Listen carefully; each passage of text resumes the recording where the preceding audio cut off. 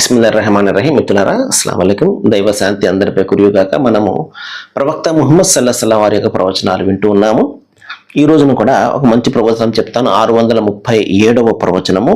బుఖారీ మరియు ముస్లిం గ్రంథకర్తలు మహాప్రవక్త వారు ఏం చెప్పారు అంటే ప్రజలకు ఏదైతే చెయ్యాలో అదేవిధంగా ఏదైతే చెయ్యకూడదో అది చెప్తున్నారు. ఏం చెప్తున్నారంటే, ప్రజలకు సౌలభ్యాన్ని కలుగజేయండి, కాఠిన్యానికి గురి చేయకండి, శుభవార్తలు అందించండి, ద్వేషం కలిగించే మాటలు చెప్పకండి. అంత అద్భుతమైనటువంటి మాటలు ప్రవక్త ముహమ్మద్ సల్లల్లాహు అలైహి వసల్లం చెప్తున్నారు. చూసారా మహాశిలారా? ఇవి కానీ పాటిస్తే మొత్తం మన సమాజం ఏ విధంగా శాంతిమయమైపోతుంది చూడండి. ఇప్పుడంతా ఇదే కదండి సంఘర్షణ. ఏంటి సంఘర్షణ? భావాజాలం మధ్య సంఘర్షణ జరుగుతుంది. గతంలో పోరాటాలు కోట్లాట్లు జరిగాయి కదా, ఇప్పుడు భావాజాలం మధ్య సంఘర్షణ.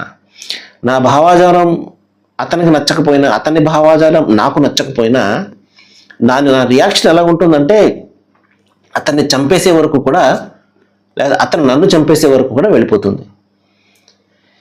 ఇది ఎందుకు జరుగుతుంది? మహాప్రవక్త అది చెప్తున్నారు. ఎందుకంటే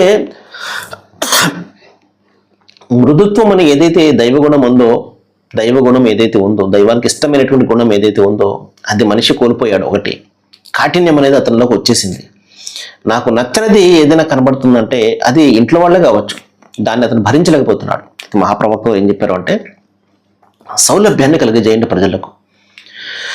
ప్రజలను కాఠిన్యానికి గురి చేయకండి, వారికి కష్టమైనటువంటి విషయాలు చెప్పడము, లేకపోతే మనసు విరిచేసే విధంగా ప్రవర్తించడము, లేకపోతే మాటలు చెప్పడము, ఇవి చేయకండి. వారికి మంచి మాటలు చెప్పండి, శుభవార్తలు ఇవ్వండి. సరే, నా విషయం, నా యొక్క భావాజాలం నీకు నచ్చడం లేదు కదా, ఓకే, నో ప్రాబ్లం. నీ భావాజాలం నాకు నచ్చడం లేదు కదా, ఓకే, నో ప్రాబ్లం. కానీ మనం అందరం కలిసి ఉందాం. ఎందుకంటే ఇక్కడ దైవం యొక్క భూమిపై, దైవం యొక్క ఆకాశం కింద మనం ఇక్కడ జీవితం గడుపుతున్నాం. కొంతకాలం ఇక్కడ మనం ఉంటాం. ఈ కొంతకాలం కూడా మనం ఈ విధంగా సంఘర్షణ చేసుకుంటుంటే ఏంటి పరిస్థితి మహాశిలారా? కాబట్టి భావాజాల సంఘర్షణ ఏదైతే ఉందో అది మన వ్యక్తిగతమైనటువంటి ఏదైతే గౌరవం ఉందో, వ్యక్తిగతంగా ఏదైతే విషయాలు ఉన్నాయో వాటిని డిస్టర్బ్ చేయకూడదు.